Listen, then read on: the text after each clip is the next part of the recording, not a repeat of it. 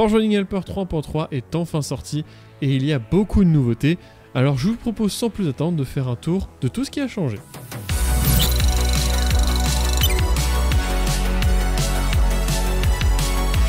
Et bien salut tout le monde, c'est Jérém, bienvenue dans cette nouvelle vidéo dans laquelle on va parler de Forge Helper 3.3.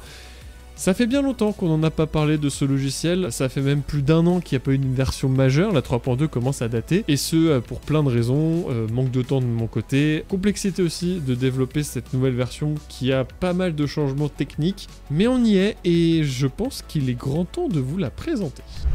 Et on commence directement avec le premier changement que vous aurez directement au premier lancement de l'application si vous aviez une ancienne version de Forge Helper d'installer sur votre ordinateur. C'est tout simplement une boîte de dialogue qui va vous proposer d'importer vos paramètres depuis une ancienne version. Ce changement est dû au fait que maintenant les paramètres d'application sont propres à chaque version et non stockés de manière générale comme c'était le cas jusque-là pour permettre de futures évolutions parce que c'était bloquant pour cette mise à jour.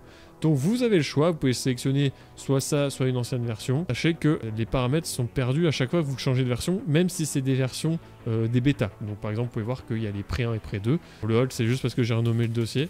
Vous pouvez aussi bien sûr faire le choix de ne pas importer et recommencer de zéro, c'est tout à fait possible. Sachez enfin que l'historique des espaces de travail récents qui ont été utilisés par Forge Helper sera perdu entre chaque version dû à des contraintes techniques qui ne permettent pas de les conserver entre chaque version. Donc moi je vais laisser comme ça, je vais l'importer depuis une version avant la 3.3 et je fais OK. Le second changement, il est tout simplement sur le processus d'importation d'un espace de travail existant. Auparavant, vous aviez juste à sélectionner le dossier de votre espace de travail et Forge Helper se débrouillait, ou alors vous affichez une erreur si ça n'avait pas fonctionné. Aujourd'hui, lorsque vous allez cliquer sur le bouton Importer, vous allez avoir une nouvelle interface dans laquelle vous allez devoir sélectionner la version de Minecraft de votre projet. Donc en l'occurrence, par exemple, moi je vais importer un projet de la 1.20.1, et ensuite vous allez pouvoir mettre le dossier. Une fois que vous avez sélectionné votre dossier, vous allez avoir un statut qui va tout simplement vous indiquer si votre projet est compatible. Par exemple, si je m'étais trompé de version, parce que cet espace de travail-là est bien en 1.20.1, mais par exemple, si j'avais sélectionné, je sais pas, pour 19.2, étant donné que c'est une structure différente, Forge Helper, son processus d'importation pour la 1.19.2, il n'est pas compatible avec cet espace de travail. Donc là, ce que je vais tout simplement faire, c'est juste mettre 1.20.1. Bah là, il me dit, bah c'est bon, c'est en phase, ça je sais traiter. Donc je vais faire importer. Et donc l'importation reste assez similaire à ce que c'était auparavant. Vous le voyez directement, on a le retour de la section accueil et c'est là l'une des plus grosses nouveautés de cette mise à jour, c'est tout simplement le retour de cette section qui avait disparu depuis la 3.1. Alors vous avez vu qu'elle ressemble quand même à ce qu'il y avait avant, même si l'interface est bien plus moderne, bien plus aérée. Il y a tout de même quelques nouveautés, notamment une statistique sur le nombre de lignes de code dont vous pouvez paramétrer d'ailleurs le comportement dans les options, on verra ça juste après. Vous avez possibilité d'ouvrir le dossier de votre projet très rapidement, tout simplement en cliquant sur le bouton, ça vous ouvre l'explorateur de fichiers Windows dans le dossier de votre projet. Et enfin, vous avez tout un panneau à droite qui permet d'avoir l'historique des versions de votre mode, et c'est là une des grosses nouveautés également de cette version. Pour vous montrer ça, on va tout simplement aller sur la section exporter, et je vais tout simplement faire exporter. Vous voyez que déjà j'ai une erreur maintenant si jamais la version de mon mode actuel a déjà été générée. En l'occurrence c'est le cas puisque j'ai pas changé, on est bien sur la 1.0.0.0 et vous l'avez vu sur la section accueil, c'était bien celle qui était dans l'historique. Si on revient là, on voit bien que c'est celle qui est dans l'historique. Donc je vais aller la changer, je vais mettre 0.0.1 par exemple, j'applique les modifications, je retourne à la section exporter et je vais exporter. Et donc là déjà vous pouvez voir que vous avez un nouvel indicateur, c'est un indicateur qui permet de savoir qu'il y a une tâche d'export en cours. Pour le reste la console n'a pas beaucoup changé, hein. C'est la même qu'auparavant. On va gentiment attendre qu'il fasse son export. Et voilà, ça a fini d'exporter et comme vous pouvez le voir, il y a des nouvelles lignes qui sont apparues à la fin. Vous avez simplement deux lignes qui vous mentionnent que le fichier généré a été déplacé dans le dossier fmh/version, je vais vous montrer juste après, et que du coup l'historique de version a été mis à jour. Et donc si on retourne sur la section accueil, on peut effectivement voir que j'ai ma 1.0.0.1 qui a été exportée. Si jamais vous voulez rapidement y accéder ou le supprimer, vous pouvez facilement le faire depuis ici. Vous pouvez faire clic droit, vous avez supprimé la version sélectionnée ou bien ouvrir l'emplacement de la version sélectionnée, ce qu'on va faire. Comme ça vous pouvez voir où c'est stocké. Vous avez un fichier JSON qui garde l'historique et à côté vous avez deux fichiers jar qui correspondent tout simplement à mes versions. Si on regarde, en fait c'est stocké dans le dossier fmh version qui est donc à la racine de votre workspace. Donc c'est très accessible, vous les avez facilement là.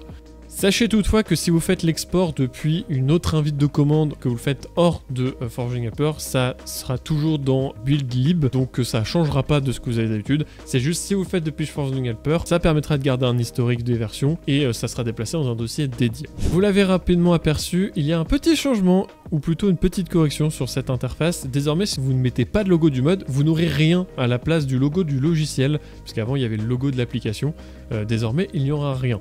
Toutefois, si vous décidez de mettre un logo, il apparaîtra bien là, et surtout, ça va modifier légèrement l'organisation de l'espace accueil, et vous voyez que le logo apparaît. Par contre, quand le logo n'est pas là, vous avez vu tout à l'heure que le texte était tout à gauche, donc ça s'adapte dynamiquement. Vous l'aurez également remarqué, le logo n'est plus présent dans la barre latérale de gauche, tout simplement parce qu'il est présent maintenant dans la section accueil et aussi dans la section des paramètres du mode. Ça faisait redondant, donc il a été supprimé.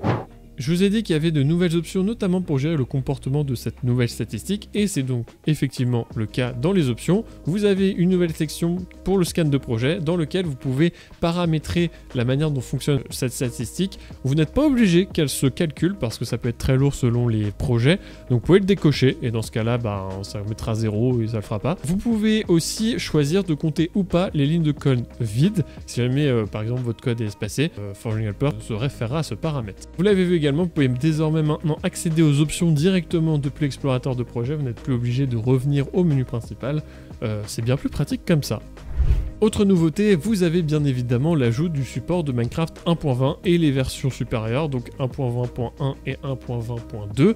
A noter toutefois que ce n'est seulement les versions pour Minecraft Forge et non pas pour NeoForge qui n'est pas encore supporté, ça viendra dans une future version. Vous pouvez créer vos modes pour ces versions pour Minecraft Forge directement avec Forging Helper et notamment l'assistant Creator. Dans les autres changements, nous avons notamment des modifications sur l'affichage des espaces de travail récents. Vous le remarquez, vous n'avez plus le nom de votre mode, etc.